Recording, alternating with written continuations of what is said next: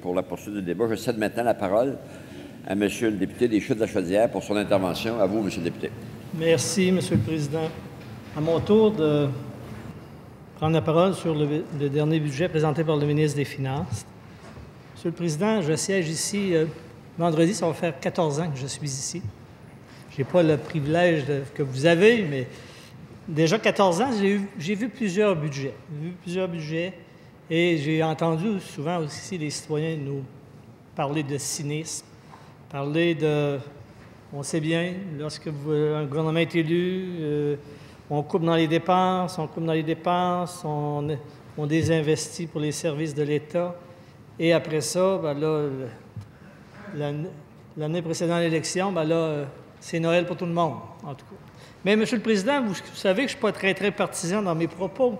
Donc, je vais me servir beaucoup de ce que des journalistes ont écrit, tout simplement.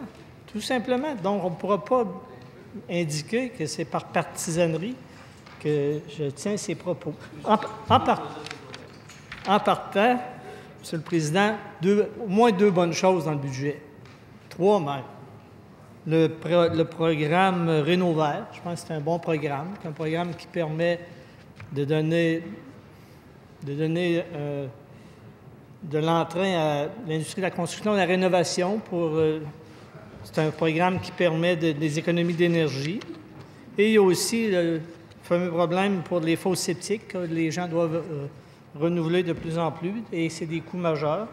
Et l'autre bonne nouvelle, mais là, on a oublié, une bonne nouvelle, c'est qu'on a intégré les notions du projet de loi 699 déposé par les députés de Bordua, qui est le projet de loi sur la loi modifiant la loi sur l'administration fiscale, dans le but d'augmenter certains seuils d'admissibilité pour interjecter un appel sommaire devant la division des petites créances de la Cour du Québec. Donc, on le fait, mais on oublie de dire que celui qui a eu l'idée, c'est le député de Bordua, mais c'est pas grave, n'est-ce pas? L'important, c'est que les citoyens vont avoir accès, vont pouvoir aller aux petites créances lorsqu'il y aura des litiges avec Revenu Québec. Monsieur le Président, la mesure phare du gouvernement, à l'écouter, c'est la 55$ par semaine, par année, 55$ par année de diminution d'impôts. Et c'est aussi l'abolition de la taxe santé. Une économie d'environ 494 millions. Il faut se rappeler donc, que la taxe santé a été créée par le Parti libéral. Et qu'est-ce que le Parti libéral a récolté depuis la création de la taxe santé? Je fais le petit calcul, M. le Président. 3,3 milliards. Donc, c'est beaucoup d'argent. Et là, on donne un spectacle. On dit, hey, on vous remet de façon rétroactive. Sauf qu'il y a un manque de 3 milliards qui a été perçu pour une taxe santé qui a été créée par le Parti libéral. Aussi, taxe santé plus la diminution de 55 $, ça donne 500 $. Depuis que le gouvernement actuel est en place, les familles québécoises doivent débourser 1 300 $ de plus au gouvernement du Québec. Donc, ils ont 1 300 $ de moins dans leur poche. Calcul très, très rapide. 1 300, 500, il manque 800 $ dans les poches des familles québécoises. Monsieur le Président, c'est pas pour rien que le taux d'endettement des familles au Québec augmente année après année lorsque le gouvernement vient prendre de plus en plus d'argent dans la poche des travailleurs. Également, hier, on apprenait, et tout à l'heure, ma collègue de Saint-Hyacinthe a questionné le ministre, il y a 1,4 milliard qui a été trop perçu par Hydro-Québec. Monsieur le Président, je suis un client d'Hydro-Québec, comme la majorité des gens ici, la très grande totalité. Moi aussi, j'ai du gaz propane chez moi. Il me semble que si j'apprenais que mon fournisseur de gaz propane me surfacture, il me semble que j'aurais un recours contre ça. Je ne sais pas, là, je ne suis pas avocat, mais on appelle ça de la surfacturation. C'est surfacturation, c'est de la fausse facturation. Je ne sais pas d'où ça vient, cette surfacturation-là, mais il y a un problème. Disons que peut dire qu'il y a un os, là. Il y a quelque chose qui ne marche pas du tout là-dedans. Là. Mais on va voir. Là, tantôt, j'ai compris que c'est pour l'équilibre budgétaire. Sauf que si on perçoit des montants pour ramener l'équilibre budgétaire, il faut le dire aux citoyens. Il ne faut pas faire de façon détournée ce qu'on ne peut pas faire de façon correcte. Bon, M. le Président, premier, Robert Dutrisac.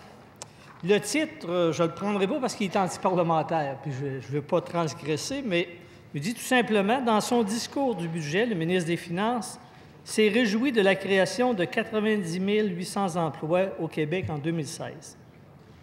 Or, ces données ne correspondent pas à la réalité.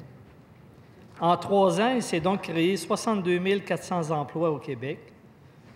M. Dutrisac continue, on dit « On est loin du chiffre magique de 250 000 et ni la promesse libérale, ni les chiffres brandis par le ministre des Finances ne tiennent la route. » M. Dutrisac continue en disant « S'il s'abaisse à déshonorer sa profession en... » je ne peux pas vous le dire, ce petit mot-là n'est pas correct. Les statistiques, c'est que le politicien qui est devenu cherche à justifier une promesse outrancière qui faisait image. En terminant, M. Dutrisac cite tout simplement Churchill en disant « Je ne crois jamais une statistique à moins que de l'avoir moi-même falsifiée. » C'est Churchill qui dit ça, tout simplement. Mais on y va comme ça. On continue, M. le Président. José Legault. Là, ça, on peut le dire. Le budget du cynisme retrouvé. Qu'est-ce que je vous ai dit tout à l'heure? Début de mandat, on coupe de plus en plus. Et là, elle dit tout simplement, et sa phrase, elle parle tellement, M. le Président, elle dit « La réalité est que les vases cassés par l'austérité sont légion en éducation, en santé et dans les services sociaux. » M. le Président, je ne sais pas si vous avez déjà cassé un vase. Probablement. Essayez de le recoller, c'est très difficile pour qu'il reprenne sa forme complètement. Donc, peu importe les montants qui seront réinvestis dans le réseau, ce qui a été fait ne peut pas être réparé dans sa totalité. Mme Legault aussi nous indique que c'est comme dans un mauvais film qu'on joue depuis une vingtaine d'années au Québec. Parce qu'il faut bien comprendre que le Parti libéral, avant ça, ça fait déjà trop longtemps qu'ils sont là. Ça c'est de moi, c'est pas de José Legault. Là.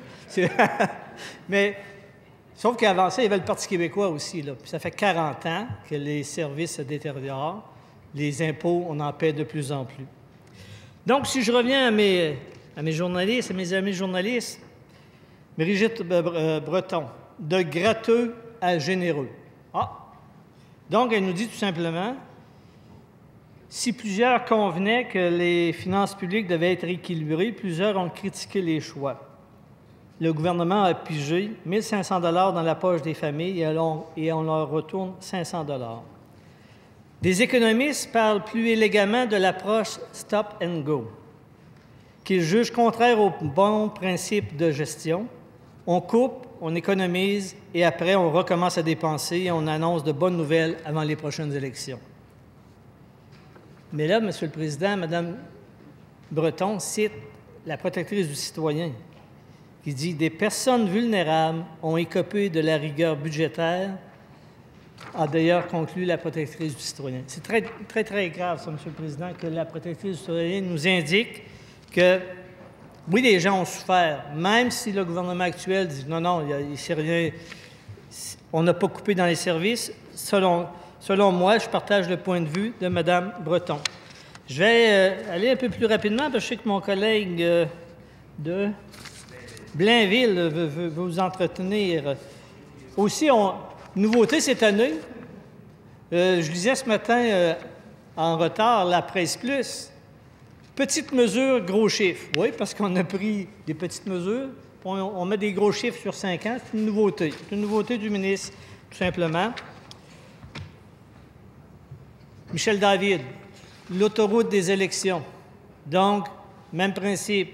Sauf que lui, là, il y a une variante que j'ai bien aimée. Puis là, j'essaie de suivre le chef de l'opposition officielle parce que M. David nous dit, de toute évidence, le budget ne respecte pas l'engagement du Parti libéral du Québec qui avait promis que la moitié des éventuels surplus seraient retournés aux contribuables.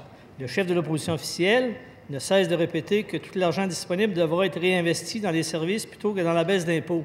Sauf que le communiqué de presse diffusé par le PQ déplore que la baisse d'impôts sera seulement de 55 $. Il dit que c'est seulement 55, puis il dit qu'il n'en fera pas. Je ne comprends pas. Mais il est dur à suivre, le chef de l'opposition officielle. Vous devez partager mon avis, M. le Président. J'en suis sûr. Et en terminant, dans mes chroniqueurs, Michel Girard, grâce à lui, on a fait reculer le gouvernement sur l'exemption pour les revenus pour les retraités. Lui, qu'est-ce qu'il nous indique dans le fameux plan du 5 ans? Là? Le gouvernement va percevoir 20 milliards de plus, il va en retourner 7. Donc, il en manque 13 milliards. Les citoyens vont payer 13 milliards de trop. Rapidement, M. le Président, sur Bombardier. Bombardier, lorsque j'entends notre premier ministre dire « on ne veut pas s'immiscer », il y a un problème, là, parce que je ne pense pas que le gouvernement du Québec investit dans toutes les compagnies. Là, on a investi 1,3 milliard directement, et là, il dit on ne peut pas vraiment donner des directives. On a fait hier une proposition d'avoir un membre du CA, un membre du gouvernement, un membre représentant le gouvernement sur le CA. Mais moi, M. le Président, sur Bombardier, je serai bref, mais sauf que, je vous disais tout à l'heure, ça fait 14 ans ici, je regarde tout ce qui se passe là. Les 2 derniers gros investissements qu'on a faits au Québec, que le gouvernement du Québec a fait, Bombardier, la cimenterie Mécanis. Lorsqu'on regarde l'ensemble de l'œuvre, la même famille Baudouin, et par-dessus tout ça, la même personne, l'ex-premier ministre, M. Johnson.